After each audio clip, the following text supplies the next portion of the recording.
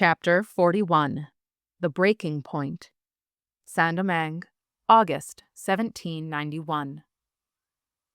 A small crowd had gathered at La Guinaudet plantation to lay Hector Maubier to rest. His funeral had been at the church, of course, but society expected the enslaved captives to mourn his passing as well. Because of this, a small but solemn, carefully orchestrated ceremony was being held on the plantation. Marie Cosette stood stiffly among the others, watching as the overseers shared hollow words about their late employer. The sun pressed down like a stone weight, the stifling heat making her linen dress cling uncomfortably to her skin. She did not bow her head or murmur prayers as some of the others did. Instead, she watched, her face composed in a mask of grief they were all forced to wear. Her hands, however, were clenched in the folds of her skirt, nails pressing against her palms. The overseers were expected to ensure that the plantation performed its grief appropriately. But Marie Cosette knew they only wanted an excuse to drink and laze about for the day, while the rest of town beat their chests performatively at the graveyard on Hector's behalf. The moment the rehearsed plantation eulogies ended, the overseers hurried toward the kitchens, eager to scrounge whatever extra food they could get. Let them rot from gluttony, she thought bitterly. She and Nui had been cooking since the previous afternoon and all through the night to feed the whites for the luncheon after the funeral mass. Her hands ached from kneading, chopping, and stirring. Now all she wanted was sleep. Deep, dreamless sleep. But first, she had to deal with something more pressing. "Why, in God's name, are you really here?" Marie Cosette snapped, turning to Rose and Luc. The words came out sharper than she had intended, her exhaustion fraying what little patience she had. "I know you had no soft spot in your heart for Hector Maubier." Rose met her gaze, then glanced at her husband. Luc nodded, and Rose took a breath. "You're right," she admitted. "I need you to call a meeting, right away. We have to gather every trustworthy man and woman and have them meet us in the barn in 20 minutes. Marie Cosette's stomach tightened. She had not survived this long by being naive. She had not protected her children all these years without knowing when danger was creeping close. "What have you gotten involved with now?" she demanded sharply. Her sleep deprivation was causing her to react more angrily than she would have preferred. "Please, Marie Cosette," Luc said softly. "This is important." "Tell me what is going on," she insisted. "We will explain everything in the barn," Rose replied. "I promise, but first, only people you can trust." Marie Cosette let out a stinging breath, rubbing her temple. She wanted to argue. She wanted to refuse. But she already knew they would not listen, and whether she agreed or not, the wheels of whatever this was were already in motion. "Fine," she relented. "You can all gather whoever you want. I'm going to make some coffee, or Nui and I will pass out before we can even make it to your secret meeting." "I can help," Jeanette said eagerly. "You know who to ask?" Rose inquired. "I'm 18. I'm not a child anymore," Jeanette snapped. Marie Cosette's jaw tensed. "All right," Rose said. "Luc, you and Jeanette go around here. She knows who to talk to. I'll head over to the Baron's side of the fence and see who else I can coax over. I know nearly every plantation in this area stopped working today for the funeral." Funerals, despite being macabre, were major social events on the island. Whenever a member of the planter class died, the entire city would shut down for a day. Under normal circumstances, the feast would have been held back at La Guinaudet after the mass. But since Hector choked in the dining room, Anna could not bring herself to host at home. So Father Ceballos offered to hold the luncheon outside the church instead. Since Marie Cosette and Nui had been up cooking all night, Anna had forced some of the other enslaved housekeepers to serve the food, leaving Marie Cosette home to finally get some rest. If only Rose would let her. She turned without another word, making her way toward the kitchen with Nui. The smell of coffee met her, welcome, warm, and bitter. She poured a tin mug and let its heat anchor her trembling hands. "Stop it," she ordered herself. She had no time to fall apart now. At the far side of the kitchen, nearly oblivious to her presence, she saw the overseers, enjoying the shade and what appeared to be a bottle of Anna's rum. At least they were unlikely to come nosing around the barn any time soon. Marie Cosette took another sip of coffee and made her way to the stable. It was bursting with people, almost 30 by her estimate, though she was too weary to count properly. She did not join them in the circle, nor did she pretend to be one of them in this. She stood near the edge, arms crossed, and listening.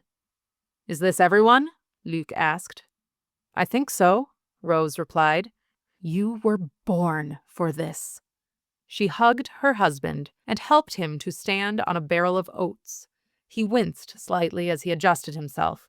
His broken ribs were still struggling to fully heal, even 6 months after his imprisonment. But he was not about to show his vulnerability.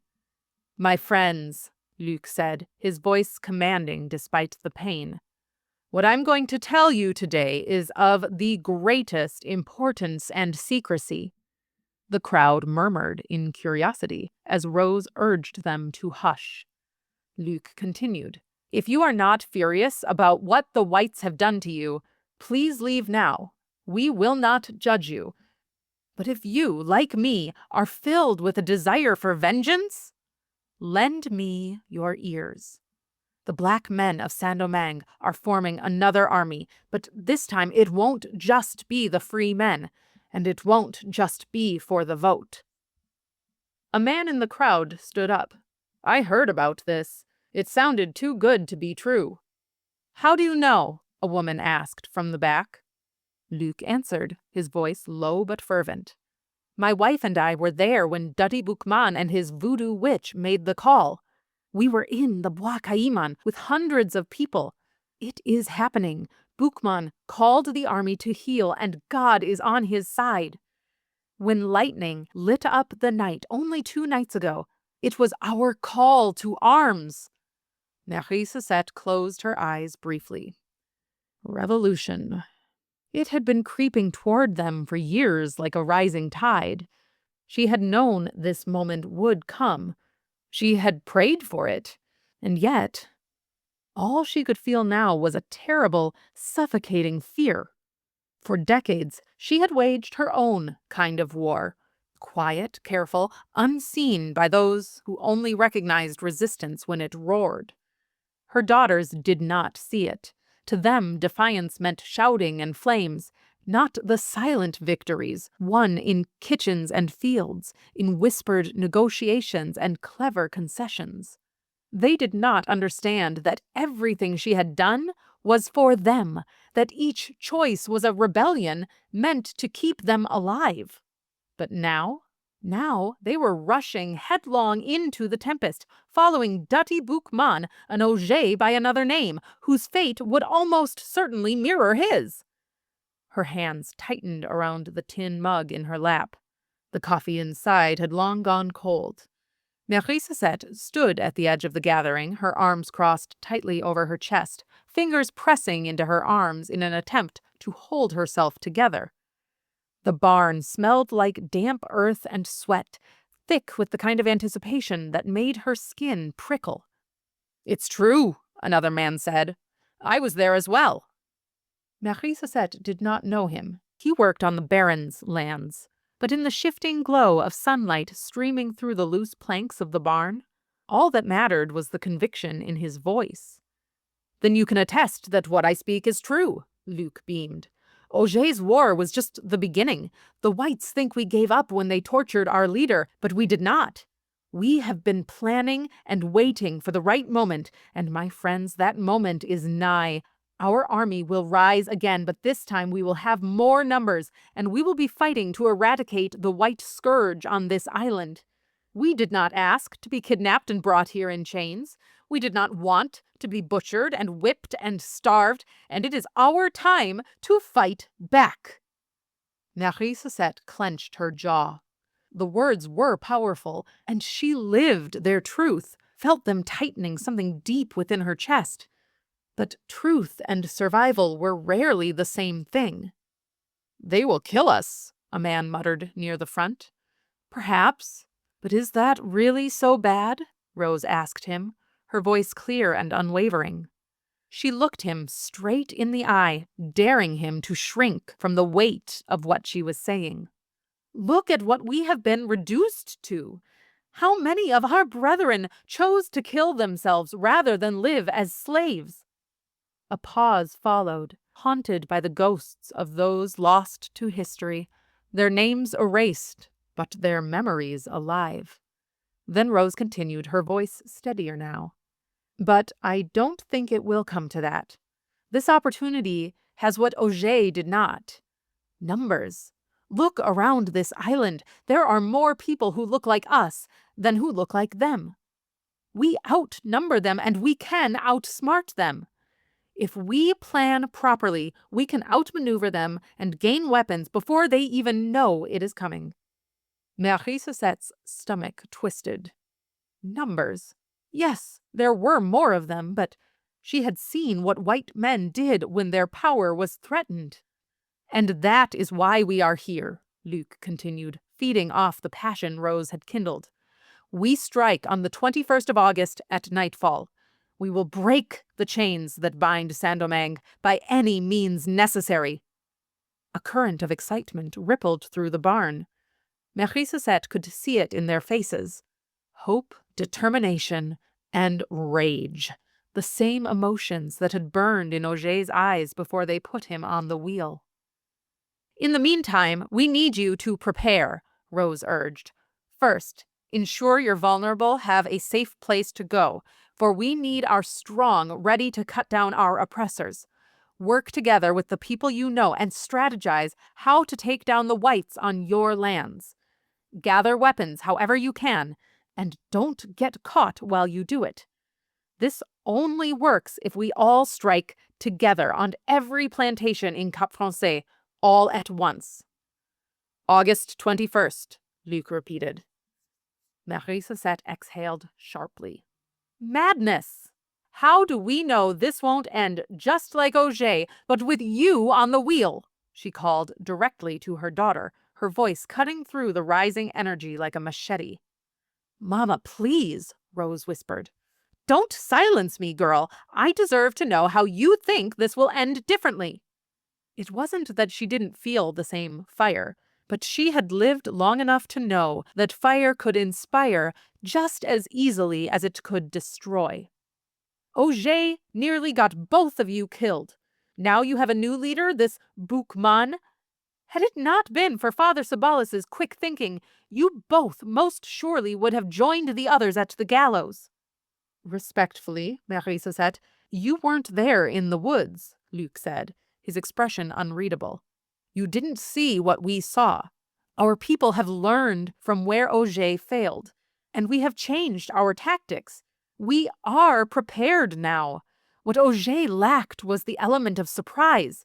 He came loudly to war. We come quietly, in the dead of night, like a fer de lance ready to strike. Furthermore, you speak as though Auger's war is over simply because the man is dead. I argue it is not. It has merely adapted. His soldiers have not stopped fighting. They have remained at the ready. They have been preparing for this day and growing our numbers. The whites think the war ended, but we know that it was only waiting for the opportune moment to resume. They will kill you. The noose never cared what people believed in. It only recognizes who wins and who hangs, Marie Sosette pleaded. The crowd under her began to groan at her pessimism. Rose walked over to her mother, the crowd parting as she approached. "Mama, I know you are willing to suffer and swallow your tears at leisure, and God will no doubt reward you in heaven for your resignation." "That isn't fair, Rose," Marie Sosette began, but Rose wasn't finished. "But those who have the will to struggle strike back at fate in retaliation for the blows they receive." The crowd cheered. Do you intend to fight back at fate? She addressed the gathering proudly. That is what I came here to ask you.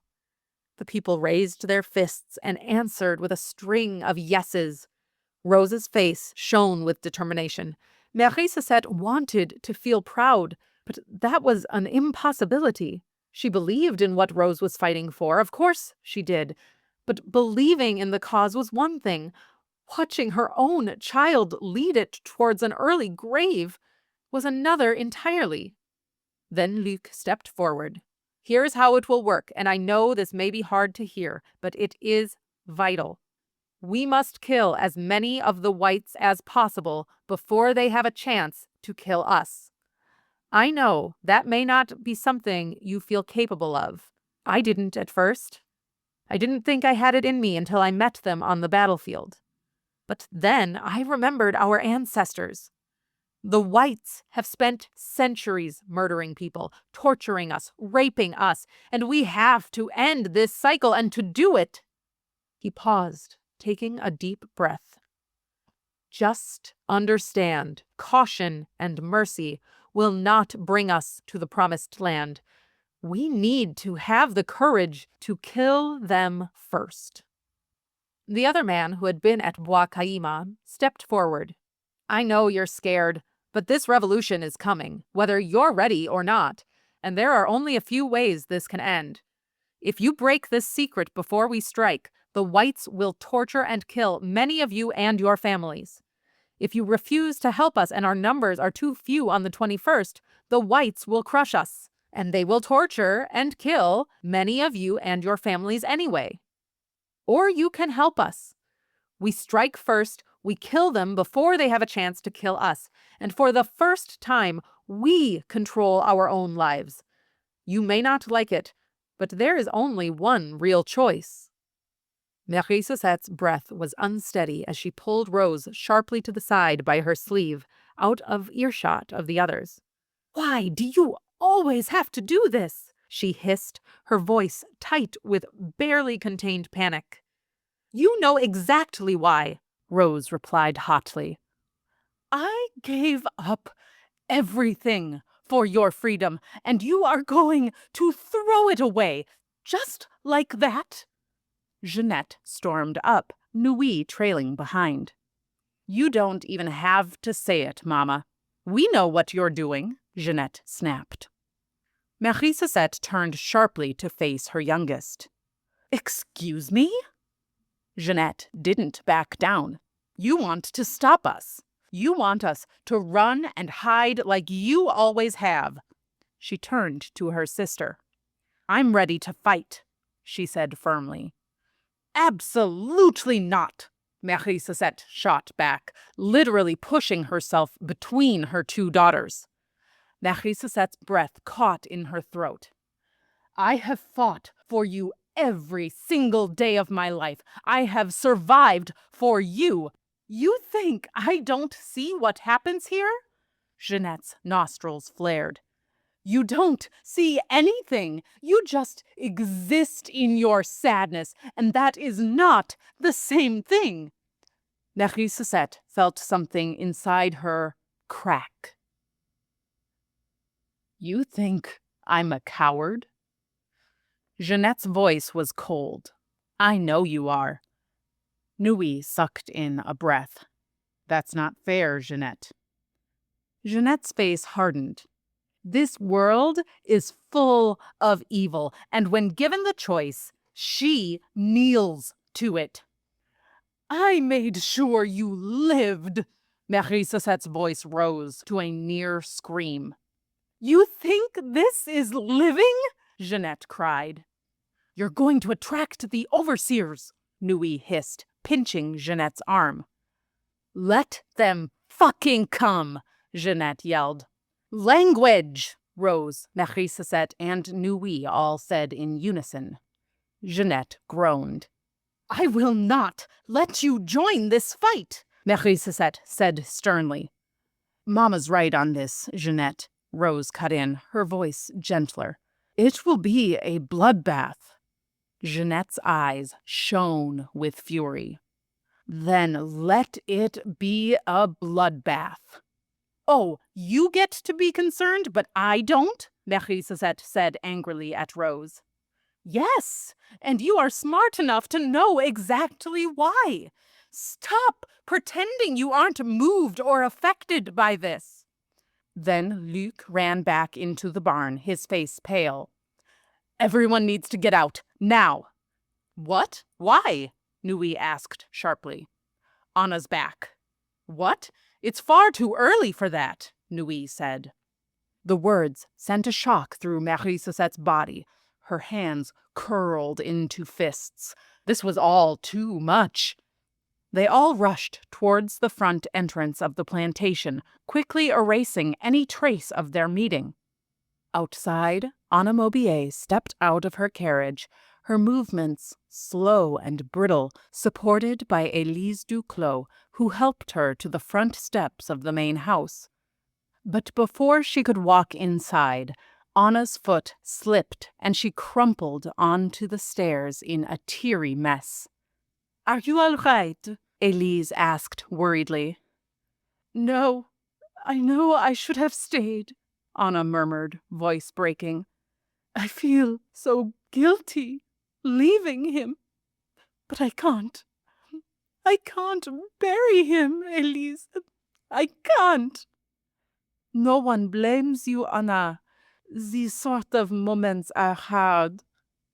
I keep thinking that I will see him in the morning when I rise, or that he will just be walking in like he was on a long trip. But I know in my soul that is foolish. I can't imagine how difficult that is, Élise said slowly. I am so sorry. It's just not fair.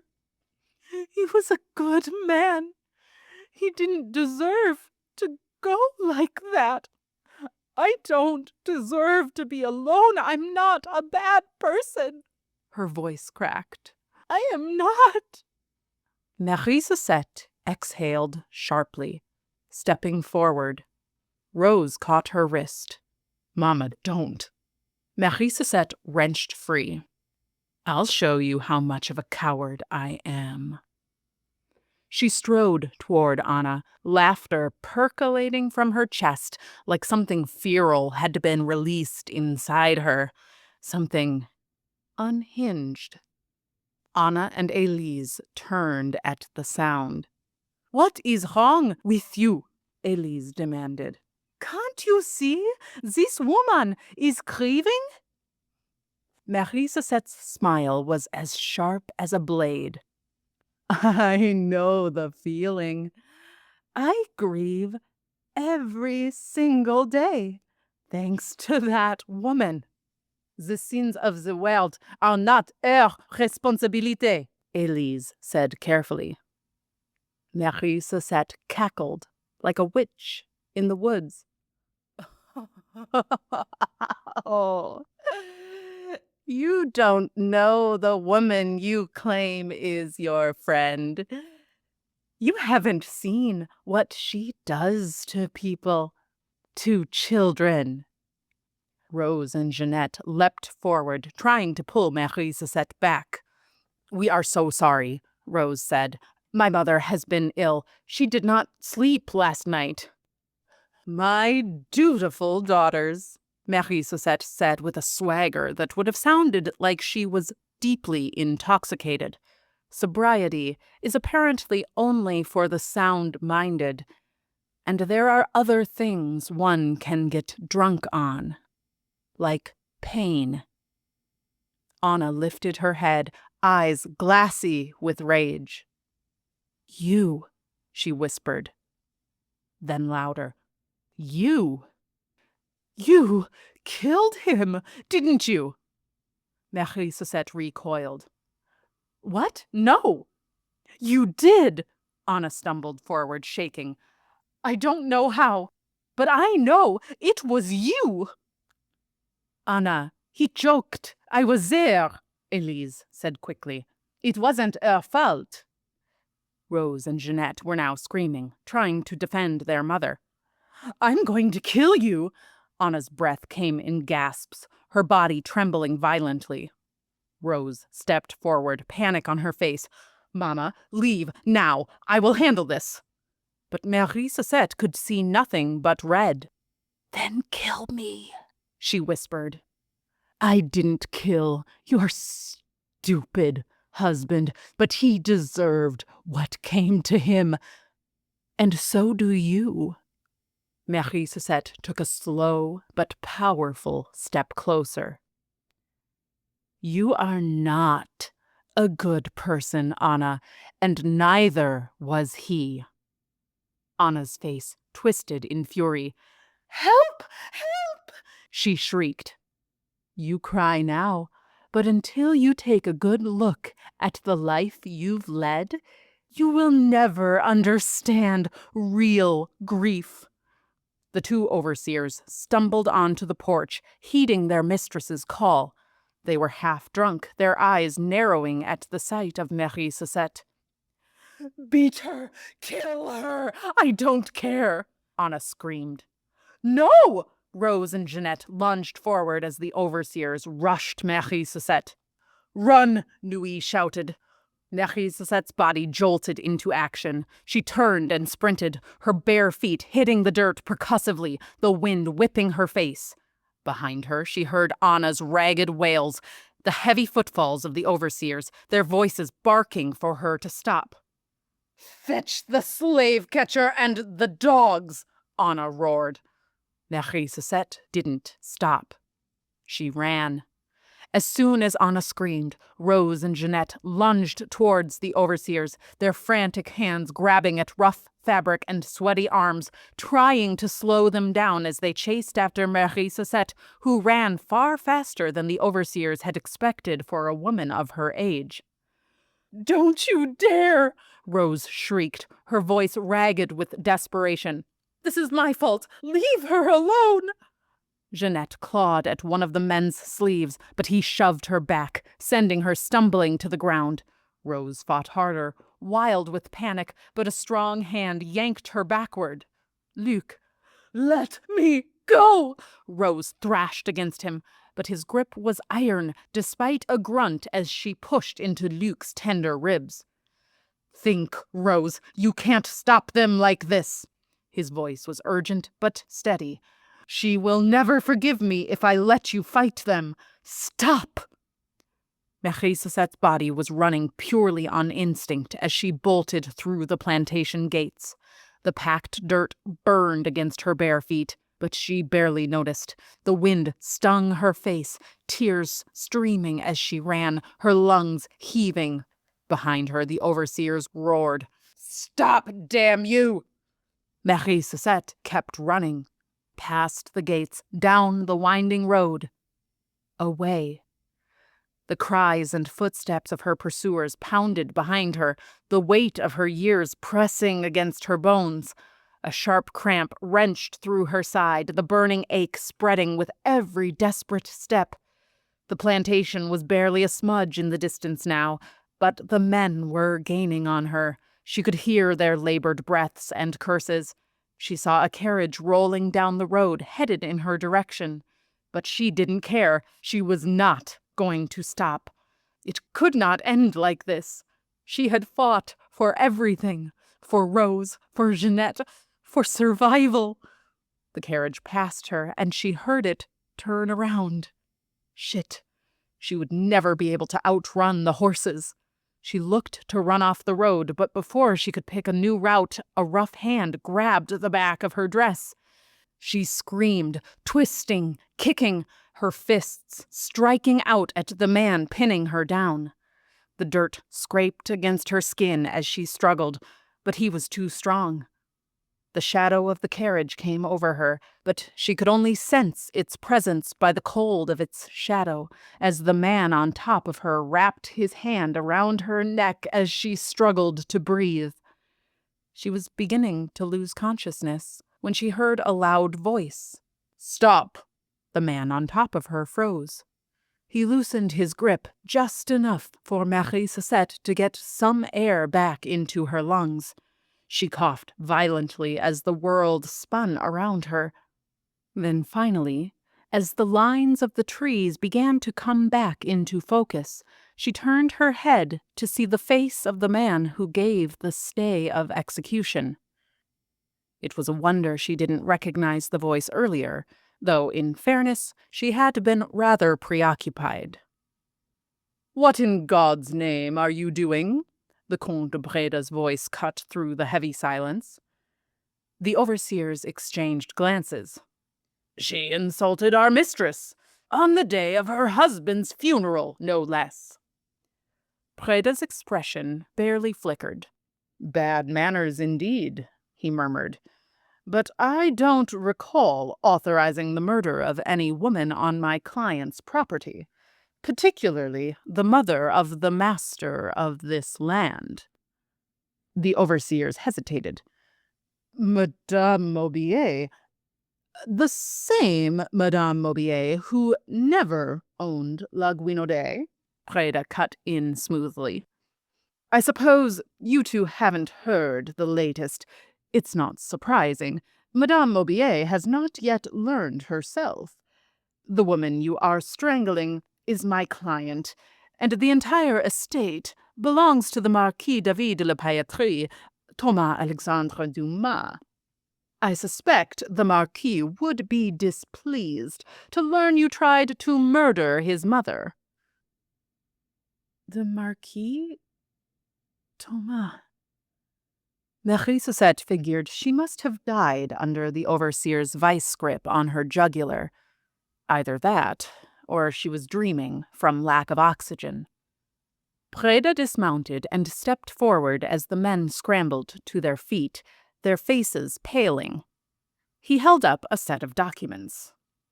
"Fortuitous timing, I see," he said to Marie Susette as he extended a hand to help her to her feet. She blinked and reached out her hand. His skin felt warm in hers and solid. This was a very realistic dream. "I am pleased to bring you good news, madame. You have been freed." Marie Susette scoffed. "Now I know I'm dreaming," she said hoarsely. "Are you all right?" he asked warmly. "I imagine this is a lot to take in." "What are we supposed to do now?" the overseer asked Breda. "That is a problem for you to figure out. All I can tell you is that the French courts have determined that this land does not belong to Anna Maubier, and that charges of larceny have been levied against her." "Larceny?" one of the overseers asked. "Theft. Your mistress is a thief. So, and pay attention to this because I do not often give free legal advice, but if I were you, I'd advise you not to take orders from a woman who may soon be in debtor's prison." The overseers stepped back, suddenly sheepish. Preda flicked his gaze over them, his lip curling. "And given the stench of alcohol on your breath, I imagine my employer, the Marquis, would be quite interested in your lack of decorum." The threat landed. The men looked at each other, then at the ground, awkwardly digging their shoes into the dirt. Breda placed his hand on Marie Susette's shoulder. For a moment, she simply stared at it. Her pulse roared in her ears. "Come," he said gently. Marie Susette reached for Breda's outstretched hand, but as soon as she shifted her weight forward, her legs buckled beneath her. The world lurched. A sharp gasp tore from her lips as pain shot through her ribs and limbs, the full weight of the beating settling into her body. Breda caught her before she hit the dirt. "Easy," he murmured, steadying her. Marie Susette clenched her jaw, willing herself to breathe through the pain. She would not crumble. Not now, not when something was shifting in the air. With a slow, deliberate movement, she dusted herself off and straightened, though every muscle screamed in protest. Breda studied her with something close to admiration. "I take it you weren't expecting company," he said, his voice almost offensively playful against the pain she felt. She swallowed, her throat raw. "How did you know I was here?" "Luck. I was coming to meet with you and share the news. I just got the papers in the post." He gave a pointed look toward the retreating overseers. "I didn't expect anyone to be here, given the funeral." He turned back to her, his gaze steady. "But it's good I arrived when I did." "Is this really happening?" Marie Suzette asked cautiously as she rubbed her throat. "You are free, Marie Suzette. Your son has legally received his inheritance in France, and that includes all properties that belonged to your late husband in the colonies." "Are you sure?" "I am." "And it is official?" "It is." "And my daughter?" "All of you, Marie Suzette, breathe, please. You are free, I repeat. You are no longer enslaved." "But what about—" "No, none of that matters. You are free." Marie Suzette exhaled softly. Her head shook. Her mind still refused to accept what she was hearing. "It's all right, Marie Suzette."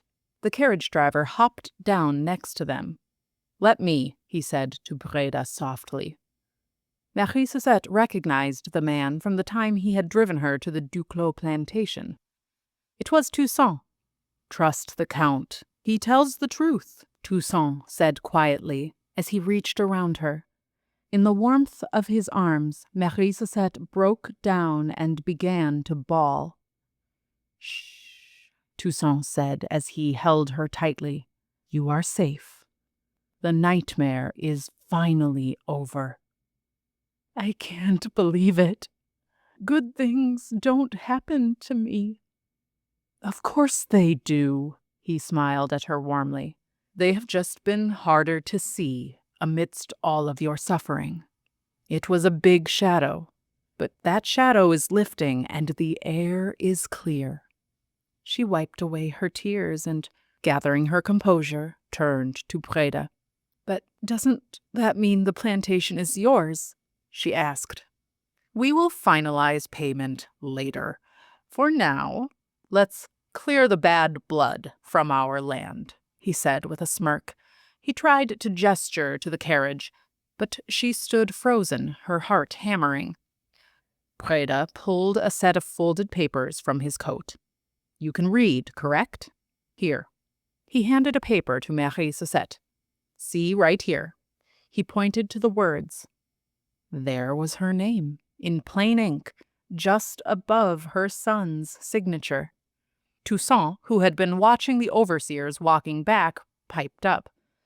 "Sir, we should probably get back before they do." "Yes," Breda agreed. "Madame, let's go get your daughter." Her lips parted, but no words came out. However, she did manage to grab Toussaint's hand and get into the stagecoach. She had not ridden on the inside of a carriage in years. It felt almost suffocatingly small. She knew she should be overjoyed, but for whatever reason, each turn of the wheel made her anxiety grow stronger. Her whole body was trembling. She sat stiffly, her hands clasped tightly in her lap, mind still reeling. The pain in her body didn't subside, and each jolt as the stagecoach rattled against the dirt road sent waves of pain up her body. Soon they were back at the gates, and the cart slowed to a stop. "Are you ready?" Breda asked eagerly. "Only a few minutes ago, I believed I was going to die. Now I'm riding back to the woman who ordered those men to kill me." A breath shuddered from her lips. "She won't kill you," Breda said firmly. "Let's go free your family." Marie Suzette nodded and stepped out of the carriage, though she fell slightly as she tried getting out. She was beginning to believe that she may have cracked one of her ribs. Anna and Elise were still sitting on the front steps. Anna's arms were crossed and her face twisted with confusion at the sight of Marie Suzette and her lawyer leaving the carriage. Preda walked forward proudly, adjusting his cuffs. "Madame Maubier," he called out, his tone almost pleasant. "I apologize for the abruptness of this visit, and I am sorry for your loss." "Why are you here, Monsieur le Comte?" Anna asked stiffly. "I hadn't planned to resolve this today, but given what I just witnessed on the road, I see no reason to wait." "Mama!" Rose and Jeanette called, and rushed over to embrace Marie Suzette. Anna's brow furrowed. "What are you talking about?" Preda stepped forward, papers in hand. "Madame, I regret to inform you that you have no legal claim to this estate or any properties therein. Thomas Alexandre Dumas, my client's son, has complete legal control over La Guinaudet, its profits, its property, and every soul upon it, until such time as he chooses to relinquish them." Anna paled. "That's impossible." "I assure you it's true." Anna's hands trembled. She looked to Elise for support, but the other woman only pressed her lips together, offering nothing. "Did Thomas finally free us?" Jeanette asked with astonishment. Marie Suzette squeezed her daughter's hand in silent acknowledgement. "This is cruel," Elise finally said. "On the day of her husband's funeral." Preda exhaled sharply, pinching the bridge of his nose. "I assure you I had no intention of doing this part today. I merely came to consult my client while the house was empty. But you forced my hand when you threatened her life." "This land is mine," Anna shot back angrily. "You are a smart woman, Madame Maubier. You know perfectly well that you forged the books." "If it was his land, he would be caring for it." "Antoine's son has been in France for years. I have been the one working this land. It is my effort that made this plantation profitable. This is not fair. It can't be legal," Anna screamed. "Madame, possession is not the law. The papers are. You have been nothing more than a well-dressed squatter who over-invested in property that you had no legal claim to," Preda replied coolly. "You no longer possess this land, nor do you possess these people." "No!" Anna yelled, her last bit of composure cracked as she pulled herself up and quickly ran inside the house, bolting the door behind her. Elise stared at Preda with disgust. Preda sighed. "We'll return with the gendarme." "Not today," Elise pleaded. Preda studied her for a long moment. Then, with a slow nod, he conceded. "Fine. Not today." His gaze swept over the gathered enslaved people.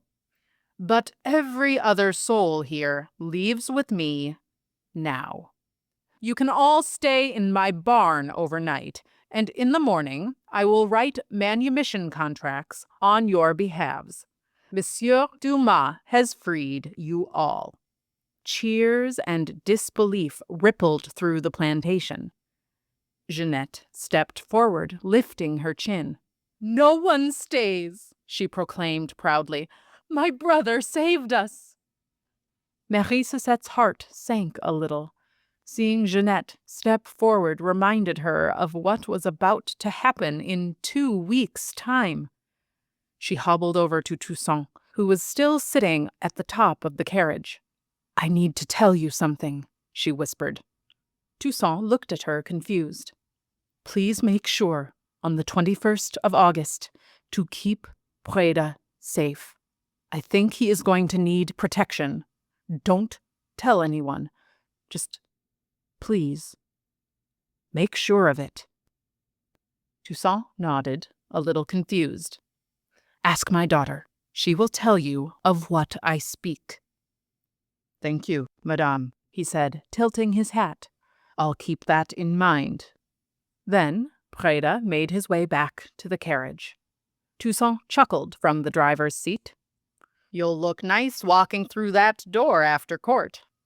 I'm looking forward to it, Preda said with a smile as he scanned La Guinaudet over. You know, if you keep on this track, some might start calling you an abolitionist, Toussaint joked. I wouldn't go that far, Preda smiled. I'm just a capitalist. Rose turned to her mother. I thought I was going to lose you, she said through tears. Marie Sosette wiped another tear from her eyes. I can't be taken out that easily. Why don't you stay with us tonight? Rose said warmly. After gathering their things, they began walking down the road towards town. Although Marie Sosette was in incredible pain, she marched out the gate with pride, and in a move of pure defiance, a smile crept across her stoic face. Despite Anna's screams from the window of the house, Marie Sosette did not look back. She was free.